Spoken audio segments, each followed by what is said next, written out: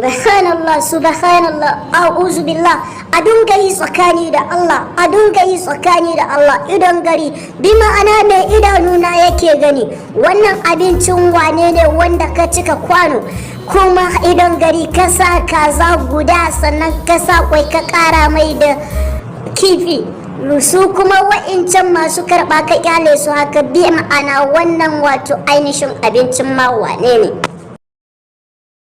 Wato aran ma dama wannan yi min shiru yanzu da ban zo ba.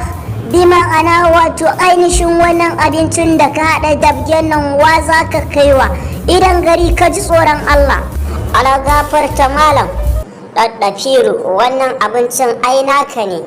Wato ainihin nufin ka ce wannan abincin da ka haɗa kaɓakin arziki nawa ne?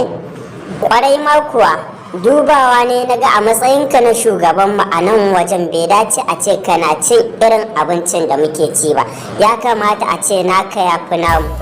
Masha Allah, masha Allah, haka ake son mutum mai hangen nesa kamar ka idan gari. Gaskiya idan gari za ka yi albarka, kuma kana da tunani mai kyau, ka san mutuncin manya, wato ainihin ka san shi babba, ko a gidan giya akwai manya. Don haka ɗan ƙara min da wancan haƙarƙarin, bi ma'ana in ka sa ga wata 'yar cinya can ita ma ka haɗa min da ita, sannan ka ƙara zuba salak ka sa miya sosai. Idan gari Allah ya yi ma albarka.